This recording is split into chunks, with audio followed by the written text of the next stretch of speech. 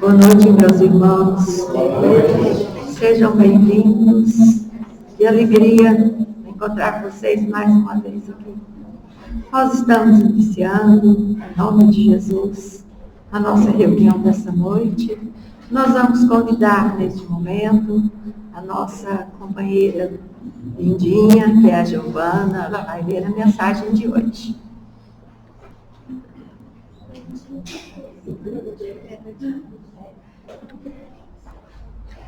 Boa noite, meus irmãos. Que a paz do Senhor esteja sempre nos nossos corações. Mãezinha, você sempre me ensinou que, após uma noite escura, o sol volta a brilhar. A mais bela verdade aconteceu comigo. Depois de sofrer por noites escuras, com choro, dor e medo, o sol voltou a brilhar em minha vida. A vovó dizia que o suicídio é o único pecado que não há perdão.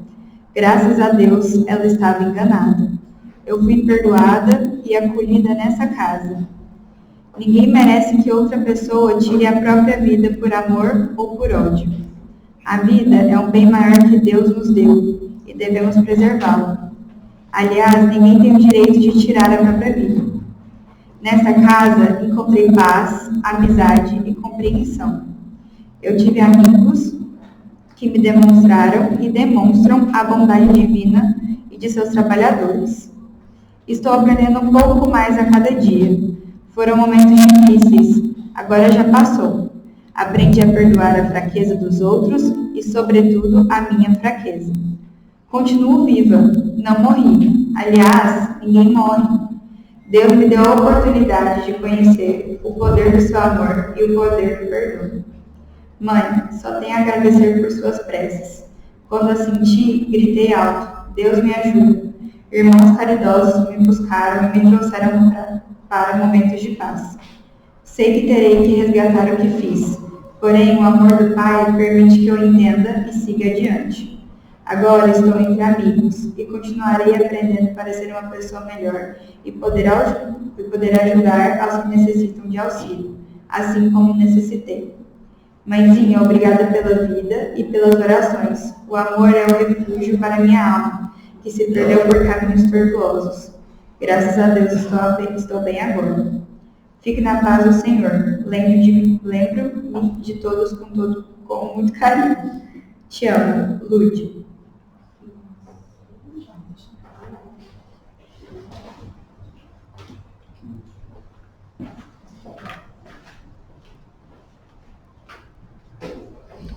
Meus irmãos, vamos elevar os nossos pensamentos ao nosso Divino Mestre Jesus e a toda a espiritualidade benfeitora, nossos guias espirituais que nos assistem, rogando paz para esse momento. Nós vamos ouvir a nossa irmã, que vai nos trazer a palavra de Jesus.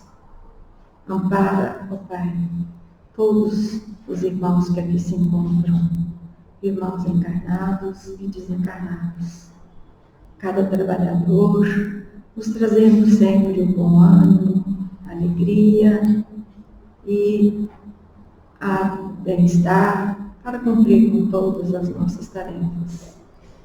Ó Senhor, nós te agradecemos pela oportunidade de estarmos aqui e pedimos também pela nossa irmã que vai palestrar e que a tua paz esteja em nossos corações.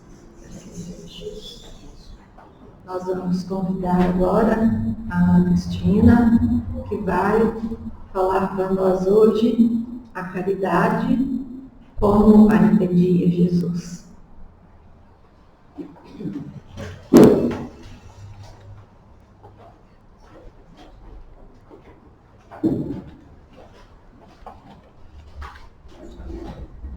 Boa noite, meus irmãos. Que Jesus conceda paz, que a espiritualidade benfeitora possa nesse instante nos envolver, nos acolher em bênçãos maravilhosas de muito amor. Hoje nós vamos tratar de um tema muito caro a nós espíritas, que é a caridade. E a caridade segundo entendia Jesus. Para a gente falar desse assunto, a gente sempre pensa assim, que muitas vezes nós, meus irmãos, sempre identificamos primeiro os nossos deslizes, as nossas dificuldades, as nossas limitações. E muitas vezes, por conta disso, não conseguimos enxergar as nossas conquistas, nossas realizações, aquilo que nós já vimos realizando de qualidade do nosso coração. Muito naturalmente, nós vamos, às vezes, deixar de ver a caridade no seu encontro mais sutil, que é a simplicidade. Quando Jesus veio ter conosco, ele nos veio trazer esse caminho, ele veio nos mostrar esse caminho. Ele sempre dizia que era necessário que cada um de nós nos iluminasse, nos auto-iluminasse, para que possamos também iluminar o outro com as nossas descobertas. E aí já vem uma primeira pergunta para nós, para esse estudo de hoje. Como que nós vamos desenvolver uma leitura íntima de nós mesmos, considerando essa presença luminosa da caridade? Para iniciar então o nosso estudo,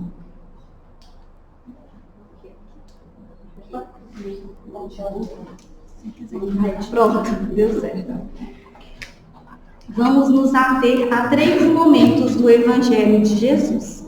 O primeiro que nós temos aí é o lava-pés.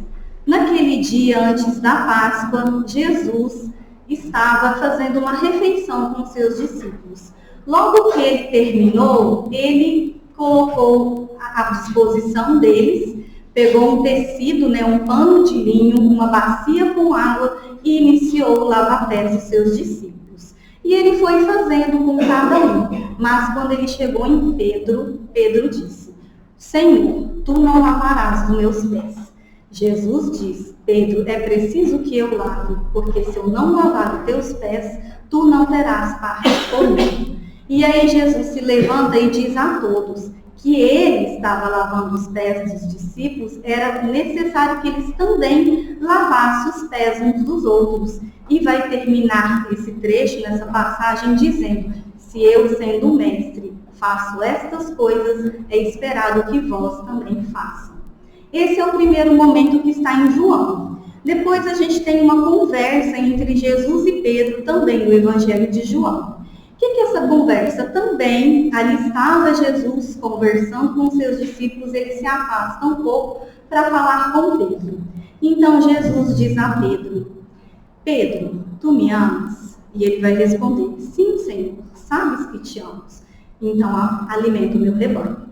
Depois Jesus, na segunda vez: Pedro, tu me amas? Sim, Senhor, tu sabes que te amo. Então apacenta as minhas ovelhas. Na terceira vez, e novamente o Cristo pergunta: Pedro, tu me amas? Senhor, tu sabes todas as coisas, sabes que te amo. Então, Pedro, alimenta as minhas ovelhas. Essa é o segundo momento. Depois nós vamos ter um terceiro momento do martírio e crucificação do Cristo. Aqui nós trouxemos o Evangelho de Lucas, por conta da passagem de que necessitávamos para falar sobre o assunto. Ali já Jesus crucificado com os outros 2 malfeitores ao seu lado, as mulheres chorando compulsivamente por conta do mestre, e ele ainda conseguindo acalentar aquelas mulheres. Ele vai olhar para o alto e dizer: Pai, perdoa, eles não sabem o que fazem.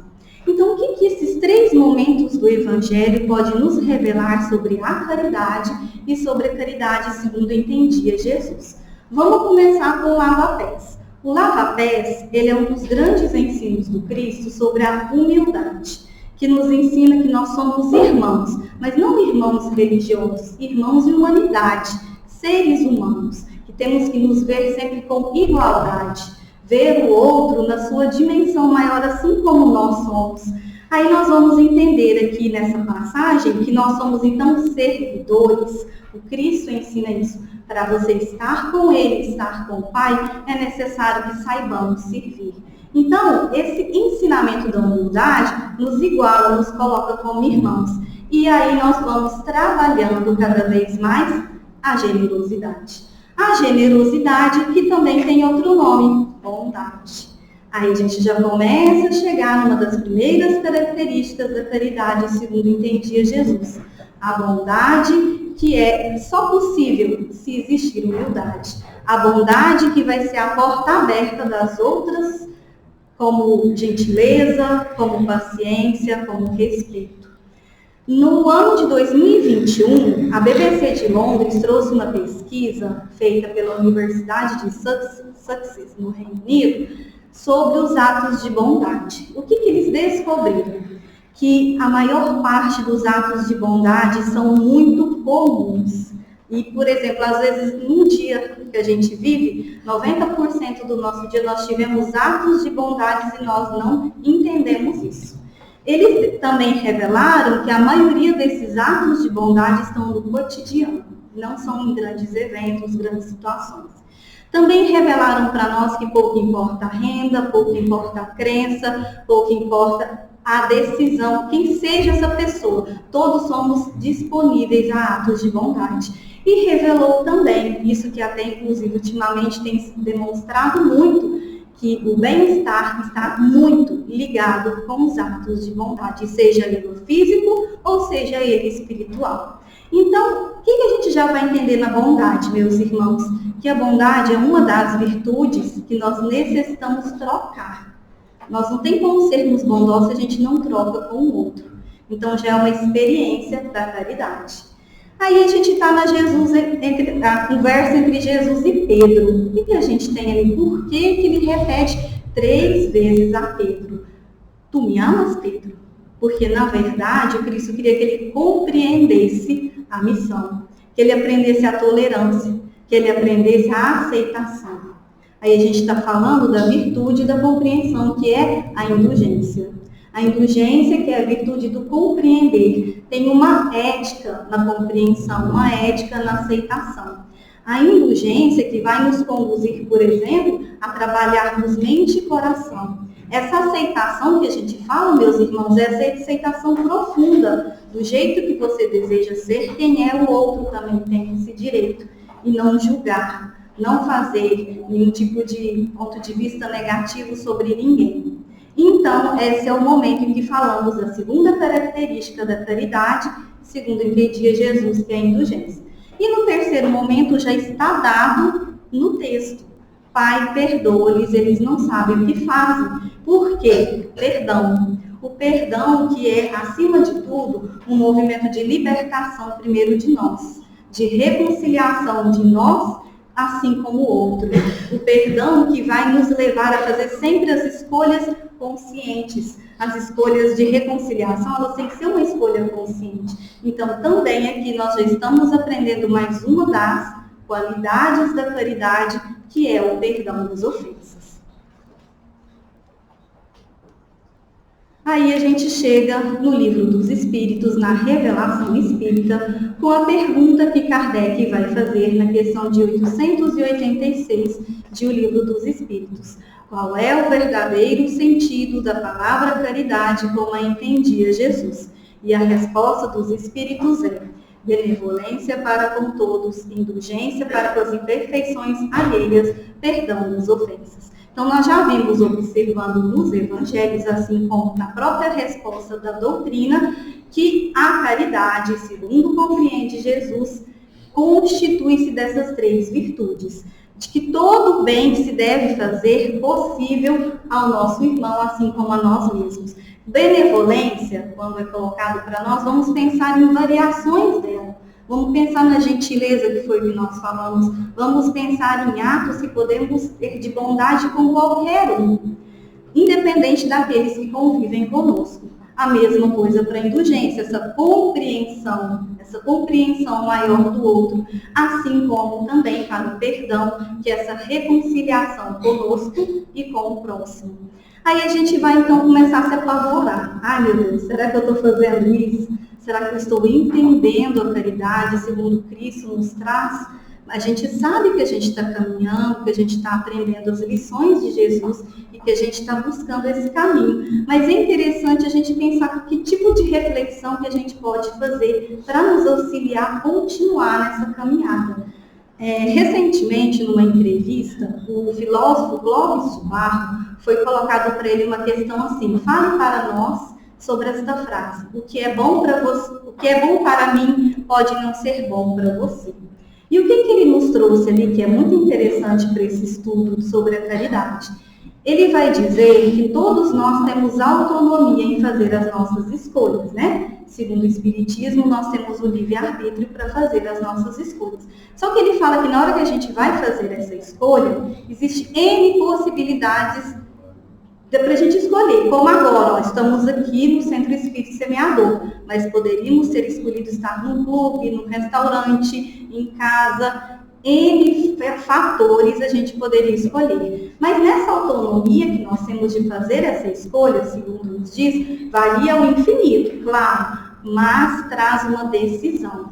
Nós decidimos, e não decidimos aleatoriamente, é uma convicção firme. É uma decisão firme que nós vamos ter. Aí ele diz assim: pode haver erro? Pode e haverá. Justamente porque nós, muitas vezes, vamos fazer escolhas equivocadas. Mas o que é o mais importante? Aprender com esse erro. Ele nos traz isso e a gente fica pensando agora com relação ao Espiritismo. O Espiritismo nos mostra as vidas sucessivas. A vida, ela tem seus infinitos modos de ser. Aí a gente tem, inclusive, uma frase do Drummond que fala isso, né, do poeta Drummond, que ele chama igual de desigual. Ele começa, na verdade, listando tudo que é igual. As histórias em quadrinho, o campeonato de futebol é igual, a guerra são sempre iguais, a fome é sempre igual, para ele chegar no final e dizer assim: só tem uma coisa que não é igual. O homem não é igual a nenhum outro homem. Todo ser humano é um estranho ímpar. O que o Drummond está trazendo para nós? Essa singularidade de que somos constituídos. Todos nós temos essa singularidade, mas a proposta do Cristo é que nessa singularidade a gente se encontre num conjunto muito maior, que é o conjunto da diversidade. O que o outro, com as suas experiências, pode prover a mim. Então a gente já começa pensando a respeito disso quando Jesus nos traz essas 3 virtudes para a gente poder pensar sobre a caridade. Aí a gente vai ter, no primeiro falar do Evangelho segundo o Espiritismo, no capítulo 15, né? Fora da caridade não há salvação. Kardec vai ali nos trazer uma questão muito importante. Ele vai dizer para nós que a doutrina de Jesus se resume à caridade e à humildade. E recomendar a caridade não é só uma recomendação, uma condição única. Gente, só um minutinho aqui. É uma condição única para a caridade, porque a caridade é o que vai nos levar a nos encontrar com o Pai. Nesses ensinos que nós mostramos aqui do Evangelho de Jesus, assim como a questão de 886, nós vamos entender uma coisa. Antes mesmo do Cristo nos trazer, seja no Evangelho, seja também na questão do Livro dos Espíritos, já estava sendo trabalhado na filosofia esse conceito de caridade como amor-virtude. Aliás, o próprio Cristo já trabalhava esse terreno, né? Porque os pré-socráticos, os socráticos, como está no Evangelho, eles antecederam essa discussão. E o que a gente tem na filosofia? A filosofia vai dizer o seguinte: a ação da assistência fraterna, ela é consequência da caridade como ação moral. Aí eles vão dizer assim: o que é a caridade? É a relação entre os homens. E esses homens, eles se reconhecem como um sujeito que tem vontade e necessidade. Ou seja, a caridade, ela é fraterna, ela é misericordiosa, porque nós vamos nos respeitar sempre que estivermos em contato uns com os outros. Aliás, essa é a ideia, só que muitas vezes isso não ocorre, né? Mas a ideia é que haja esse respeito nessa diversidade. Aí a gente lembra de Paulo, né, em Coríntios, quando ele fala lá: a caridade, ela é paciente, ela é benigna, ela tudo suporta, tudo crê, tudo sofre, tudo espera. É essa ideia da caridade que o Cristo está nos trazendo. Aí a gente trouxe aqui para vocês a origem da palavra, para a gente poder entender essa origem que vem do latim, que é caritas, e significa alta estima, assim como do grego, que vem de filia e significa amor, o amor sublimado, vamos entender assim. Só que aí a gente trouxe aí, ó, amar, utilidade, prazer e virtude. O que é isso? É porque eles vão falar que a caridade é o amor-virtude.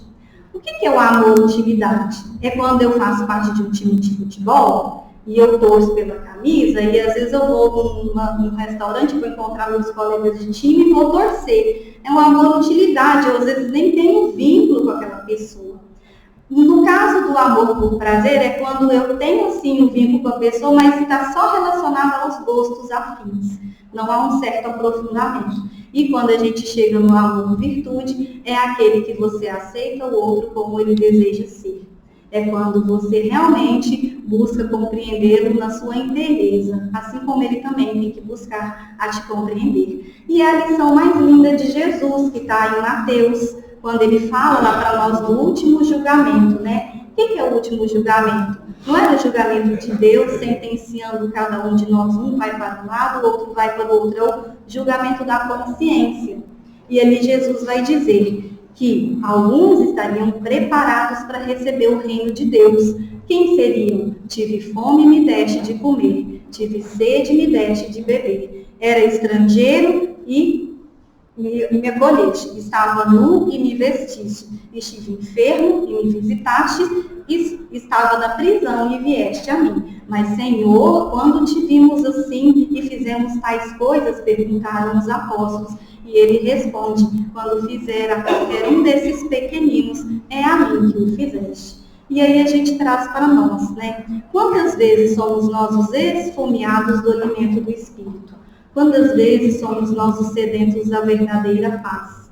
Quantas vezes nós estamos com a nudez da dor? Quantas vezes nós vamos sentir estrangeiros quanto à nossa fé, não acreditando naquilo do que a gente é capaz? Quantas vezes a enfermidade bate na alma, nos lembrando das culpas, de todos os processos de abandono? E quantas vezes nós vamos estar presos ainda no ego, tentando sair desse ego? Aí vem a caridade, com toda a sua luminosidade, a nos resgatar. Os irmãos maiores que nos lembram que devemos socorrer na medida que nós podemos fazer isso com as qualidades que nós já carregamos. Aí é o que Cristo está nos ensinando, para a gente acolher sempre, para a gente estar sempre à disposição. E voltando mais uma vez no capítulo 15, só para lembrar que nesse capítulo o Kardec faz uma análise desse último julgamento. E é muito interessante quando ele vem falar para nós, que ele vai dizer no último julgamento sobre a questão da consciência e que a forma que nós temos de resolver os nossos débitos é com a prática da caridade. Aí a gente vai perguntar assim, mas tem uma receita para eu aplicar a caridade? Paulo vai responder isso para a gente no item 10 do Evangelho desse capítulo. Porque não é bem uma receita, mas é uma forma da gente colocar no nosso dia a dia, da gente submeter as nossas ações ao controle da caridade. Porque a sua consciência vai te responder. Você vai evitar de fazer o mal e vai estar sempre buscando fazer o bem. Então, Paulo já está nos dando essa noção do que é a caridade. Já está nos trazendo que é uma virtude extremamente ativa. É imperioso que a gente treine ela todos os dias. Como é que a gente pode treinar a caridade? Ele fala para nós lá no óbolo da viúva. A gente não precisa ter recursos para fazer caridade. Procure no seu trabalho. Procure na sua inteligência, procure no emprego das suas forças, procure no desapego material e emocional, na bondade e na paciência que já reside dentro de você. Então, Kardec já está trazendo para nós todos esses recursos de que nós já temos e já podemos nos lançar a essa caridade. E vocês estão percebendo que a material ela é importante, mas ela só será importante se antes eu trabalhar o meu interior, eu trabalhar essa caridade verdadeira e ativa que já está conosco. Aí a gente entende que vai transcender o material, que é uma ação verdadeira, é uma ação sublime. Aí a gente compreende, meus irmãos, que a caridade, segundo entendia Jesus, transcende a mera questão da gente só doar. É muito importante a doação material, mas nesse momento, doar de nós, olho no olho, sorriso, a boa vontade. É isso que o Kardec e os Espíritos nos alertam. Será que a gente está preparado, meus irmãos, para retornar isso? Será que a gente está pensando em como nós podemos devolver essas bênçãos que recebemos todos os dias? Aí vem 3 perguntinhas para a gente pensar. O que você recebeu da vida? O que você tem devolvido a ele? E o que a gente está carregando algo sem precisar? Vamos entender nessas 2 primeiras as provas que nos foram confiadas na atual existência. Deus nos envia provas para o nosso adiantamento moral. Muitas delas, certamente, pode ser que não sejam fáceis de vivenciar. Haverá dores, às vezes é inevitável mesmo. Mas, de acordo com o modo como a gente escolhe passar essa prova, é que vai ser o diferencial. Se eu escolho passar com um olhar de abnegação, de devotamento, é uma coisa. Se eu escolho passar com revolta ou desespero, é outra. Então, já fica para essa pergunta, para a gente começar a pensar o que eu estou recebendo da vida e como eu estou devolvendo para ela. Aí a caridade, ela vem mais uma vez iluminar esse caminho. Que a gente disse, abnegação e devotamento segundo o próprio Cristo é a própria caridade.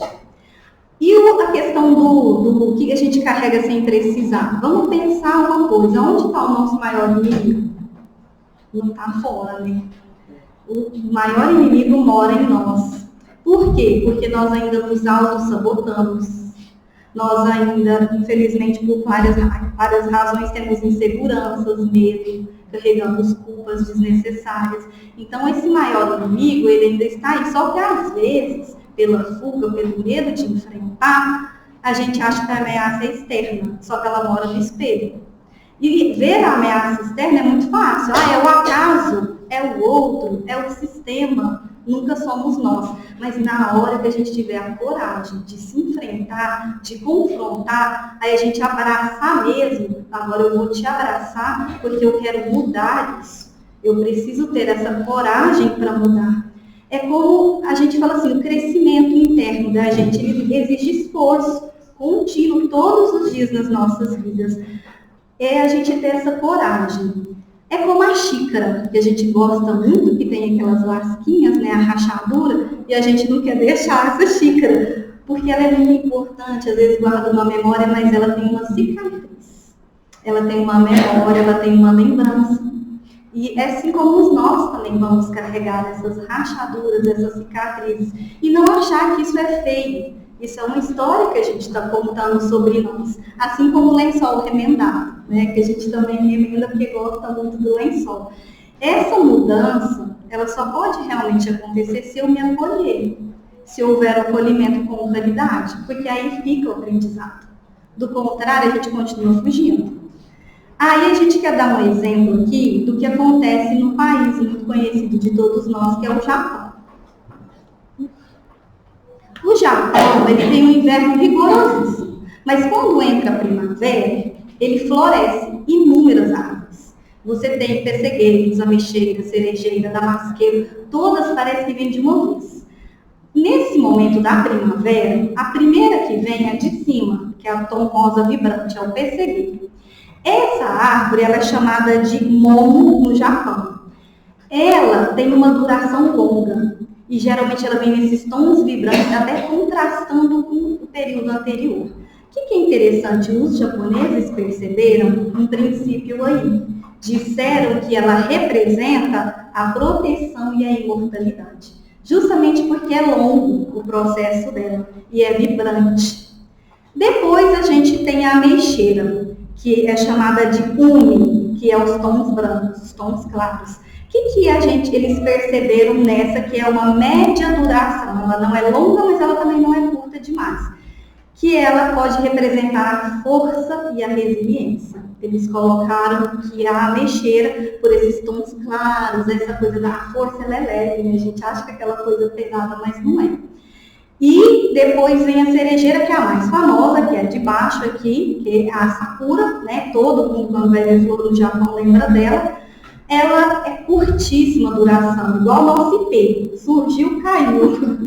É desse jeito. É muito rápido a duração dessa floração. Mas eles perceberam outro princípio, que é o princípio da transitoriedade e do recomeço. Agora vamos perguntar o que isso tem a ver com a caridade, segundo entendia Jesus, e o que essas florações podem nos ensinar sobre nós.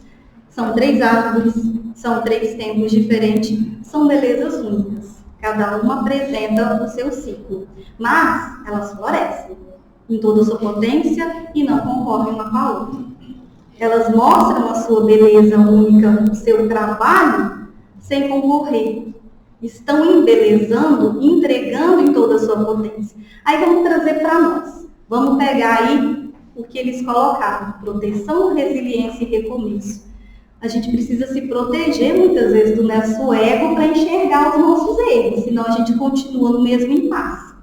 A gente precisa trabalhar essa proteção e precisa ter resiliência para admitir as dores que vão nos aparecer. E temos que também saber recomeçar sempre, porque a nossa vida é feita de ciclos. A nossa vida é feita de constantes ciclos. Aí a gente entende que tudo isso é o que o Drummond falava. Cada um tem a sua singularidade, a sua potência, mas nós estamos num conjunto, numa harmonia maior, que é a caridade. O Espírito da Verdade, no capítulo 6 do Evangelho, a última mensagem dele, ele fala para nós que a caridade é o devotamento constante. Aí ele diz assim: tomai por divisa essa palavra, porque ela resume todos os deveres, a caridade e a humildade. Quando ele nos traz essa mensagem lá falando sobre o devotamento e a abnegação, ele está nos mostrando que é o modo como nós podemos trabalhar nessa caridade. São Vicente de Paulo, no Evangelho segundo o Espiritismo, no capítulo 13, vai também nos trazer uma belíssima instrução sobre a caridade. Antes da gente ler o que ele está falando aqui, ele inicia assim: sede, meus irmãos, bons e caridosos, porque vocês têm a chave dos céus nas mãos. Olha só, passa pela bondade e pela caridade para a gente receber essa chave do reino de Deus. E depois ele vai nos trazer essa importante imagem da caridade como âncora. A caridade que é a âncora eterna de salvação em todos os mundos. É a mais pura emanação do Criador, é a sua própria virtude que ele transmite à criatura. Primeiro pensar, que em todos os mundos esse amor sublime, porque é a própria virtude do Pai que está conosco, que ele endereça a sua criatura. Mas é interessante pensar, ele utilizar essa imagem da âncora. Parece algo tão pesado, mas aí a gente vai pesquisar e encontrar um sentido profundo. Na verdade, a âncora no sentido bíblico, ela significa a esperança. Porque lá em Hebreus, no capítulo 6, é dito o seguinte: a esperança é para nós a âncora da alma, segura e firme, porque Jesus é a luz infinita. O que a gente tem então? A esperança é o que nos mantém firmes, estáveis, a base segura de tudo. E aí, depois a gente vem a saber também que nos túmulos cristãos, dos primeiros mártires, era colocado uma âncora, porque aquele povo viveu a sua fé e a sua esperança na vida eterna se entregando. Eu sou do Cristo, Tanto que eles foram para os circos, romanos, com aquela fé verdadeira, com essa esperança da vida eterna, com essa segurança, com essa firmeza na fé em Jesus. E o dispositivo náutico, o que nos mostra? Também estabilidade. O barco precisa ter estabilidade, e principalmente em dias de mares tempestuosos. Por quê? São os dias dos mares revoltos que o barco pode se perder. Muito semelhante a nós, que podemos nos perder se não tivermos a caridade para nos ancorar. Se não tivermos a caridade para colocar segurança na nossa vida, estabilidade. E aí é isso que o São Vicente está nos trazendo, essa estabilidade, essa proteção, essa orientação. Então é muito interessante quando a gente vai trabalhar essa questão no livro dos Espíritos, porque quando ele fala benevolência para com todos, indulgência para as imperfeições alheias e perdão das ofensas, passa por tudo isso. É esse amor sublime, esse amor sublimado que todos nós podemos alcançar. Na Revista Espírita de 1868, o Kardec traz um texto muito interessante que ele vai falar da caridade. Na verdade, o texto não é sobre a caridade, ele está falando se o Espiritismo seria uma religião. Mas daí ele está aproveitando para falar da comunhão do pensamento, como nós aqui agora, reunidos em pensamentos benévolos, em pensamentos de amor. Esses pensamentos promovem um movimento muito grande. Aí ele vai falar sobre o laço que nos une, que é o laço da caridade. Qual é o laço que deve existir entre os espíritas? Qual é esse sentimento que deve confundir todos os pensamentos? O Kardec nos responde. É um sentimento todo moral, todo espiritual, todo humanitário. O da caridade para com todos. A caridade é a alma do espiritismo. Ela resume os deveres do homem para consigo e para com seus semelhantes. Então a caridade, ela é uma lição universal. Ser benevolente, hoje, é não trazer prejuízo para nós nem para o próximo. Ser indulgente hoje é termos compreensão da nossa missão e respeitar a missão do outro. E ser misericordioso é a gente florescer e se libertar desse ego. É o mínimo que se pede, né, para a gente hoje que está realmente batalhando aí para poder buscar e encontrar cada vez mais as qualidades do nosso coração. A irmã Maria do Rosário, nesse livro aqui, ó, na Sublimação da Alma, ela fala da caridade de uma forma muito interessante, que nós achamos interessante trazer para vocês. Ela diz que não tem como a gente fazer caridade sem retirá-la lá das profundezas da nossa alma. Não é um dever de consciência, não é um simples dever de consciência, é algo que é natural, que é orgânico em cada um de nós. Se temos a centelha divina que o Pai nos legou, ali está a nossa capacidade de desenvolver a caridade. Aí ela vai dizer, em um determinado momento, que a gente tenha coragem de espalhar luz, de socorrer com as mãos e amparar com o coração, de estender sim o pão que alimenta, mas mobilizar recursos para que esse irmão sempre se reerga. Essa é a proposta da caridade, segundo eu entendi Jesus.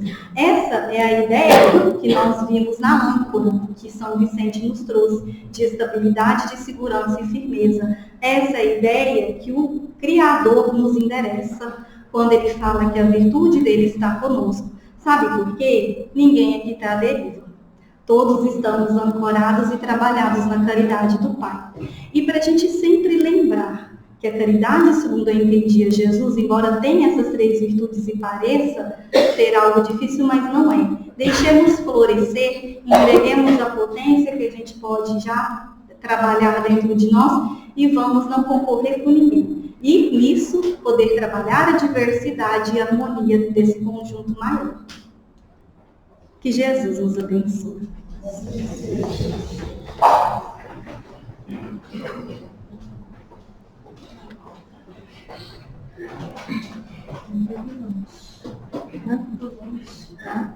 Pois é. Vendo a Ana Cristina falar sobre caridade, eu lembrei da música que a gente canta na vida. Caridade é também oração, gentileza, auxílio e perdão. Quer dizer, é muito bonito, né? Completou. E os irmãos, nós temos um lembrete para vocês, que sábado próximo, dia 26, é o encontro dos trabalhadores aqui da casa, que terá início às 13 horas. E não esqueçam, cada um, trazer um prato para o lanche. Trazer um prato para o lanche. É isso mesmo. Então, Vai ter a foto oficial. oi? A foto oficial. Ah, sim, nós vamos tirar a foto oficial, tira todo ano, né? Isso mesmo, vai ser um encontro muito bonito, muito harmonioso, com muita proteção, né, meus irmãos? Então, nós vamos agradecer por esta noite de aprendizado. Ana Cristina falou muito bem para nós sobre Deus, Jesus e Kardec. E que a paz do nosso Divino Mestre esteja conosco, nos amparando e nos guiando sempre pelo bom caminho. Tenha uma boa noite, vão com Deus. E agora a nossa prece final vai ficar a carta da Fabiana.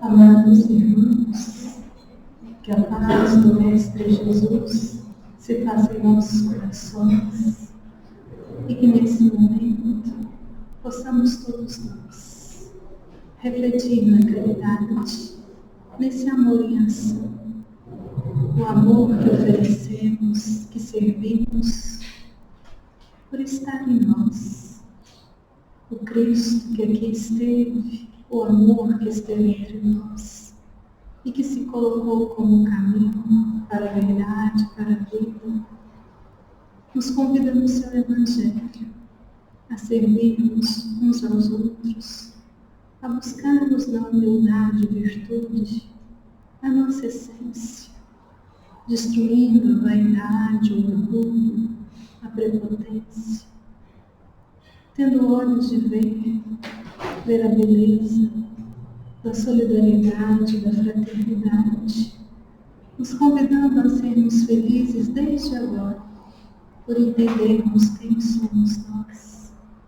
Que nesse instante possamos unir os nossos pensamentos, os nossos sentimentos e em oração doarmos a toda a humanidade terrestre, a todo o universo, que potencializemos todos nós juntos o amor que cada um traz em si, para que a bondade divina encontre todos os corações, para que a indulgência seja nossa companheira em não julgarmos, em nos colocarmos no lugar do outro, e para que essa lição do perdão não seja exterior a nós, mas que nós possamos praticar a misericórdia. E assim, Mestre, com a oração que nos ensinastes, pedimos a caridade do alto para cada um de nós, para a nossa evolução, para podermos encontrar essa essência amor, essa centelha sagrada que somos cada um de nós. Pai nosso, que estais nos céus, santificado seja o vosso nome. Venha a nós o vosso reino. Seja feita a vossa vontade, assim na terra como no céu. O pão nosso de cada dia nos dai hoje. Perdoai as nossas dívidas, assim como nós perdoamos aos nossos devedores. E não nos deixes cair em tentação, mas livra-nos de todo mal. Esteja conosco, Mestre. Abençoa nossa semana e que possamos todos nós retornar aos nossos lares em paz. Que nesse instante as águas sejam magnetizadas, que os nossos irmãos que não estão aqui recebam paz espiritual e que nós possamos receber um tratamento na Câmara de Paz. Assim seja.